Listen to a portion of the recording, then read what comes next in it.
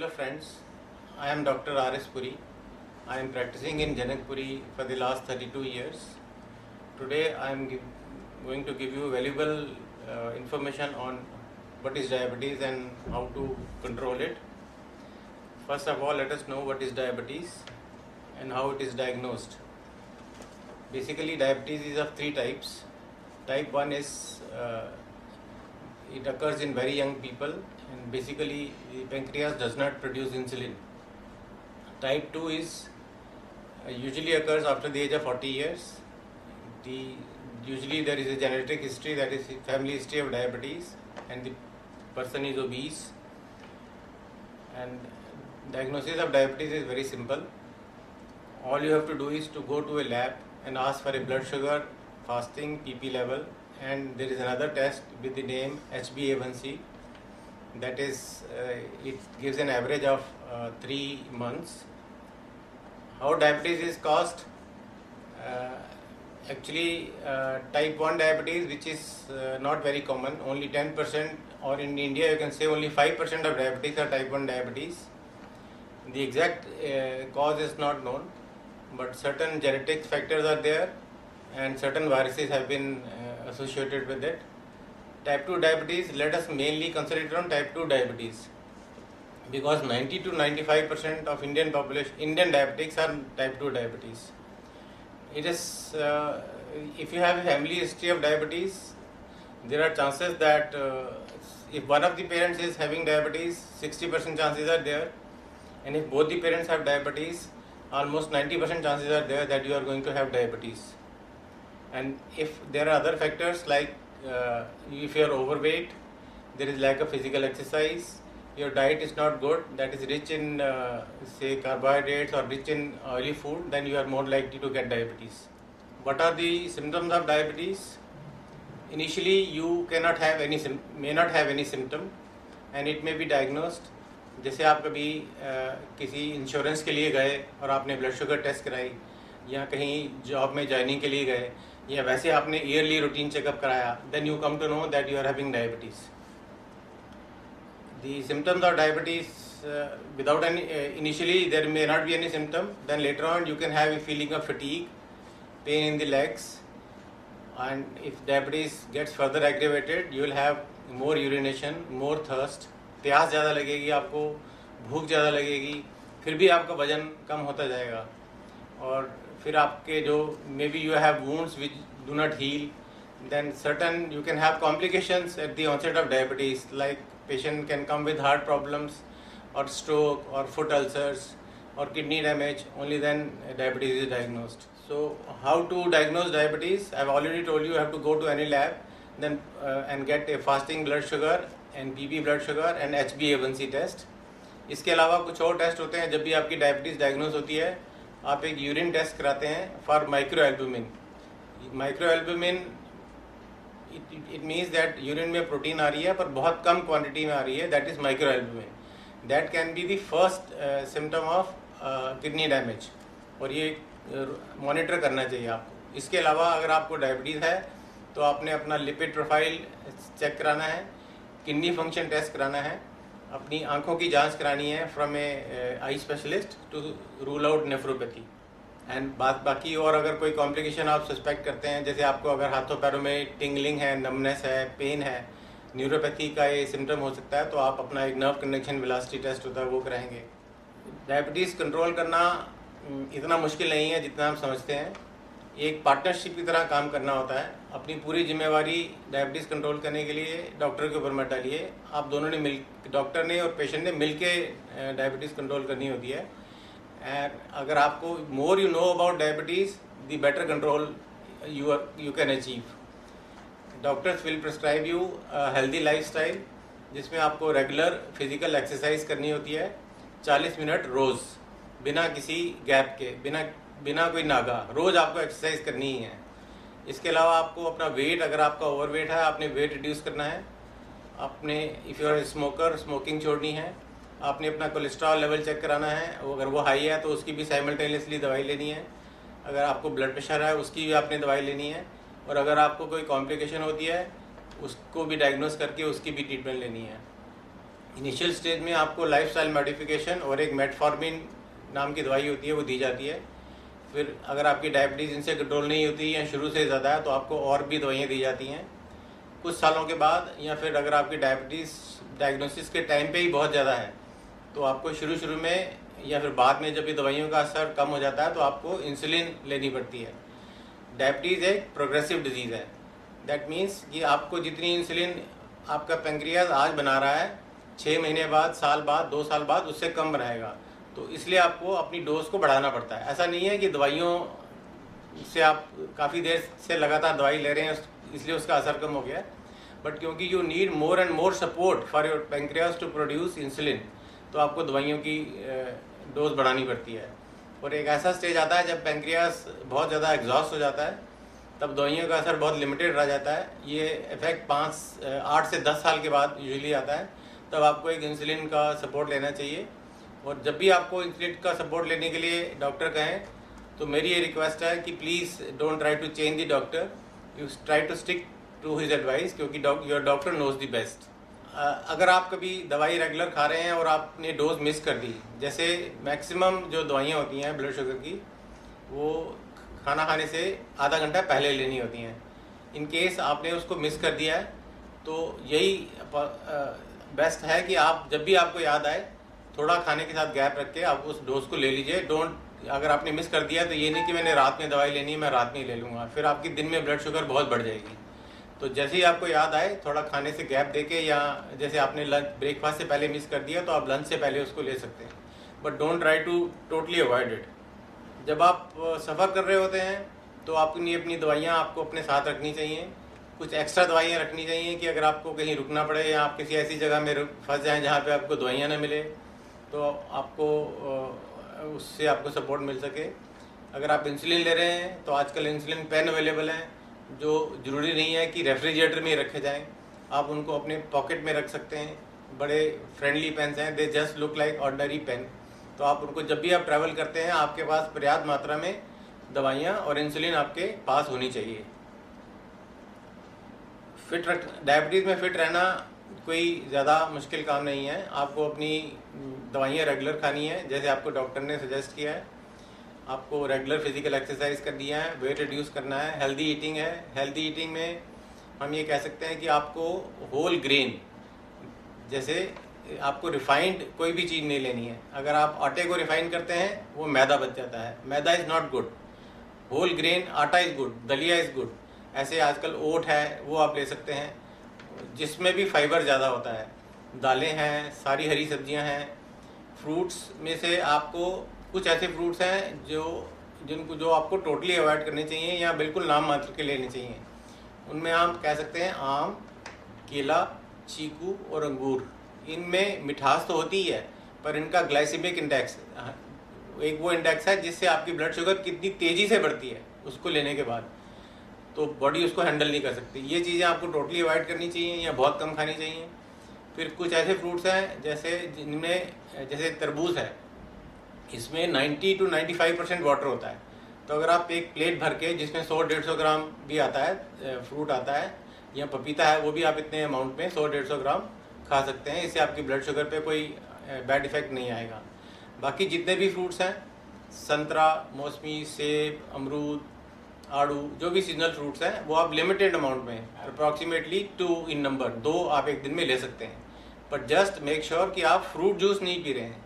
जैसे अगर आप 2 मौसमी खा रहे हैं फाइबर के साथ तो वो ठीक है, पर अगर आप उन्हीं 2 मौसमी का जूस निकाल के पियेंगे तो आपने क्या किया, उसको रिफाइन कर दिया। जैसे आपने आटे को रिफाइन करके मैदा बनाया था, वैसे आपने उसमें से फाइबर निकाल दिया।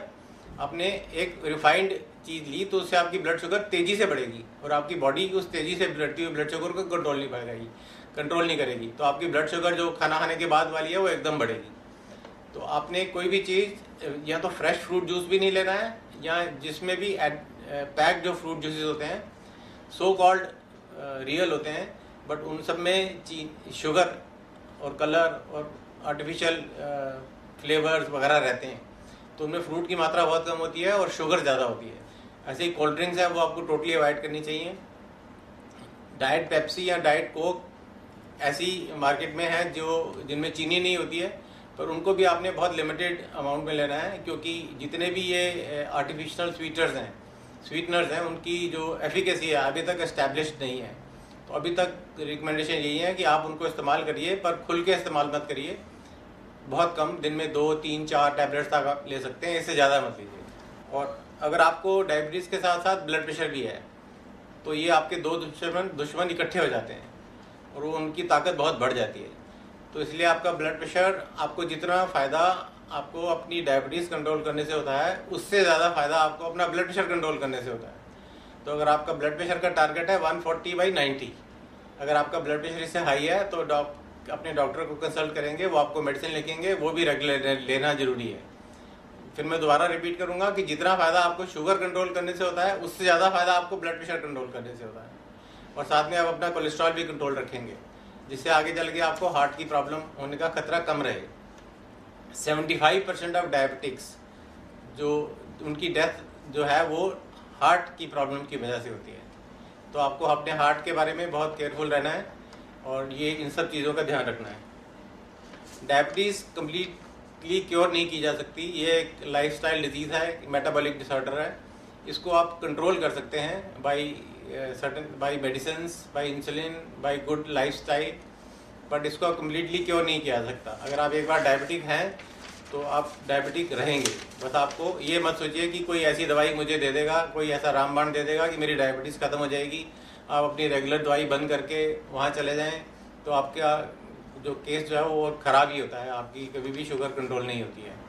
आपको जैसे शुरू में मैंने बताया कि कुछ पहले आपको पिल्स दी जाती हैं, जब उनका असर कम हो जाता है तो आपको इंसुलिन पे डाला जाता है। उस समय आपको अपनी पिल्स बंद नहीं करनी होती हैं, क्योंकि आपको पिल्स से पूरा फ़ायदा नहीं हो रहा पर कुछ फ़ायदा हो रहा है।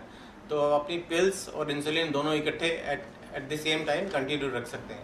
अब हम जानते हैं डायबिटीज़ की क्या क्या कॉम्प्लिकेशंस होती हैं। डायबिटीज़ जो एक ब्लड शुगर लेवल है, फास्टिंग 110 और खाना खाने के बाद 140, इससे ऊपर जो भी है वो या तो प्री डायबिटीज़ है या फिर डायबिटीज़ है। इसको हमने कंट्रोल क्यों करना है? क्योंकि इसकी वजह से आपको कहीं कॉम्प्लिकेशंस हो सकते हैं। डायबिटीज़ को कंट्रोल करने का मेन बेनिफिट है, मेन हमारा टारगेट है टू प्रिवेंट कॉम्प्लिकेशंस। डायबिटीज़ की कॉम्प्लिकेशंस को हम दो कैटेगरी में कहते हैं। कुछ एक्यूट है, जैसे एक मोस्ट कॉमन कॉम्प्लिकेशन है, इसको कॉम्प्लिकेशन नहीं कहा जाना चाहिए एग्जैक्टली, ये है हाइपोग्लाइसीमिया। हाइपोग्लाइसीमिया होता है जब आपकी ब्लड शुगर एक लेवल से नीचे आ जाती है। यूजुअली वो लेवल 70 माना जाता है, पर अगर आपकी ब्लड शुगर बहुत हाई है तो थोड़ी कम होने के बाद भी 110, 120 ब्लड शुगर आने पर भी आपको हाइपोग्लाइसीमिया के सिम्टम्स आ सकते हैं। हाइपोग्लाइसीमिया का पहला सिम्टम है फीलिंग ऑफ हंगर। आपको सब भूख लगेगी, कुछ खाने की इच्छा होगी कि कुछ खाने को मिल जाए, तब आपको अलर्ट हो जाना चाहिए कि आपकी ब्लड शुगर डाउन हो रही है। फिर आपको वीकनेस फील हो सकती है, पसीने आ सकते हैं, हाथ पैर कांप सकते हैं, और ज़्यादा बढ़ने से आपको फिर बेहोशी, मतलब लैक ऑफ रिकॉग्निशन और बेहोशी तक आ सकती है। अगर आप ये एक माइनर एपिसोड है कि जैसे आपने इसको इनिशियली आइडेंटिफाई कर लिया, तब आप घर में ही ग्लूकोज ले सकते हैं, या आपके पास कोई स्वीट टॉफ़ी है तो वो ले सकते हैं। But best thing is glucose, क्योंकि बाकी सब चीज़ें जो हैं वो पहले एब्जॉर्ब होती हैं, फिर लिवर में मेटाबोलाइज होती हैं, फिर ग्लूकोज में कन्वर्ट होती हैं। तो अगर आपको ब्लड शुगर डाउन हो रही है तो सबसे अच्छी रेमेडी जो है वो ग्लूकोज ही है, या anything which contains added sugar, added glucose. और दूसरी साइड पे जैसे ये हाइपोग्लाइसीमिया है, वैसे एक दूसरा है डायबिटिक कोमा, जिसमें आपकी ब्लड शुगर बहुत बढ़ जाती है, आपकी बॉडी में कीटोन्स बनने लगती हैं। उसकी कुछ मैं आपको लक्षण बता देता हूँ। उसमें आपको नोज़िया, वॉमिटिंग, पेट में दर्द और रैपिड ब्रीदिंग और अजीब तरह की एक एसीटोन की स्मेल आने लगती है आपकी सांस में। तो दूसरे जो एक्चुअली जो हाइपोग्लाइसीमिया के सिम्टम्स हैं, ये आपको तो पता होने चाहिए, आपके रिलेटिव्स को भी पता होने चाहिए, आपके फ्रेंड्स को भी पता होने चाहिए, ताकि वो आप में ये सिम्टम्स आइडेंटिफाई कर सकें। क्योंकि हो सकता है कि आप खुद ना आइडेंटिफाई कर पाएँ, आपकी हालत ऐसी ना रहे कि आप आइडेंटिफाई कर पाएँ। आपको अपने जेब में एक कार्ड रख सकते हैं जिसमें आप अपना नाम, address, phone number and whom to contact in emergency, अपने डॉक्टर का नाम रख सकते हैं, जिससे एमरजेंसी में आपको जल्दी से जल्दी मेडिकल केयर मिल सके। और व्हेन एवर इन डाउट, अगर आपको लगता है कि मुझे डाउट है कि मेरी ब्लड शुगर डाउन हो रही है but I am not sure, तो उससे अच्छा तो ये है कि आप ग्लूकोज मॉनिटरिंग के लिए एक ग्लूकोमीटर अपने पास रखें, एक अपना ग्लूकोज लेवल चेक कर लें और उस हिसाब से आप एक्ट करें। और अगर आप डाउट में हैं, आपके पास ग्लूकोमीटर नहीं है, तो there is no harm in taking little bit glucose and then you can go to nearest available medical care centre. इसके अलावा ये तो हो गई एक्यूट कॉम्प्लिकेशन जो डायरेक्टली ब्लड शुगर से रिलेटेड है, high blood sugar and low blood sugar. कुछ कॉम्प्लिकेशंस हैं जो over a period of time आती हैं, जब आपकी ब्लड शुगर काफ़ी देर तक बढ़ी रहती है तब आती हैं। उनमें से मेन इंपॉर्टेंट मैंने आपको बताया, हार्ट की प्रॉब्लम होती है। आपको हार्ट अटैक आने का चांस एक नॉर्मल पॉपुलेशन के मुकाबले में डबल है। 75% of diabetics die because of cardiac elements. Then आपको स्ट्रोक हो सकता है। सेम अगर आपकी ब्लड वेसल्स में कोलेस्ट्रॉल डिपॉजिट अगर ब्रेन में होता है, आपको स्ट्रोक होता है। आपकी किडनी में डैमेज हो सकता है। और पेरिफेरल वास्कुलर डिजीज़, अगर आपकी पैर की खुद की नसें ब्लॉक हो गई हैं तो आपको पैर में अल्सर हो सकता है। डायबिटिक फुट डेवलप हो सकता है। Then you can have retinopathy, आपको आँख में ब्लाइंडनेस हो सकती है। अगर आपकी शुगर अनकंट्रोल्ड है, आपको जल्दी कैटरेक्ट हो सकता है। जब हम किसी को नॉलेज इम्पार्ट कर देते हैं तो उसको डराने के लिए नहीं देते हैं। आपको डरने की ज़रूरत नहीं है। ये मत सोचिए कि मुझे ऐसी बीमारी हो गई है जो लाइलाज है। अगर आप डायबिटीज़ को अच्छी तरह से कंट्रोल करते हैं तो आपको कॉम्प्लिकेशंस कम होती हैं, और होती भी हैं तो कम सीवियर होती हैं। इसलिए आपको ब्लड शुगर कंट्रोल करने के बहुत फ़ायदे हैं। So now we all know कि डायबिटीज़ एक क्रॉनिक डिसऑर्डर है। ये आपको हो गई है तो आपके साथ साथ चलेगी। इसे अपना दोस्त समझिए, दुश्मन मत समझिए। अपनी ब्लड शुगर को नियर नॉर्मल रखने की कोशिश करिए। फास्टिंग ब्लड शुगर 110 होती है, पर आपके पास उसको आप 130 तक रख सकते हैं।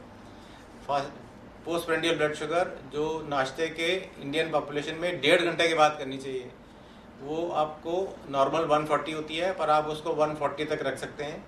ऐसे ही जो 3 महीने की एवरेज ब्लड शुगर है वो 6.5 या 7, 2 वर्ल्ड अथॉरिटीज़ हैं। एक कहती हैं कि 7 से नीचे होना चाहिए, दूसरी कहते हैं कि 6.5 से नीचे होना चाहिए। पर अगर आप यंग हैं तो आप ये टारगेट अचीव करने की कोशिश करिए। अगर आप ओल्ड हैं, फ्रेजाइल हैं, आपको और कॉम्प्लिकेशंस हैं, तो ज़रूरी नहीं है कि आपको अपना HbA1c 7 तक ही लाना है। 7.5 इज़ ऑल्सो ओके। तो इसका गोल जो है वो आपके लिए डॉक्टर इंडिविजुअलाइज करते हैं, आपको उसके हिसाब से चलना है। तो डायबिटीज़ में हमेशा हमें डरने की ज़रूरत नहीं है। अगर आप अपनी डायबिटीज़ को कंट्रोल में रखते हैं, आप एसोसिएटेड जो आपकी डिजीज़ हैं, जैसे आप मोटापा है उसको कम करते हैं, स्मोकिंग अवॉइड करते हैं, अल्कोहल मॉडरेशन में लेते हैं, और अपने कोलेस्ट्रॉल लेवल चेक करा के उसको कंट्रोल में रखते हैं, किडनी डिजीज़ मॉनिटर करते हैं। अगर उसमें कुछ किसी तरह का भी माइक्रो एल्बुमिन आपको नज़र आता है तो प्रिवेंटिव दवाई लेते हैं ताकि वो इफेक्ट बढ़े ना, तो आपकी डायबिटीज़ आपके साथ साथ चलेगी और आपको लाइफ में इसकी वजह से कोई प्रॉब्लम नहीं आएगी। मैंने अपनी तरफ से आपको पूरी इसके बारे में नॉलेज देने की कोशिश की है, but if you feel that you have something in your mind, you are always free to contact me at this address and phone number.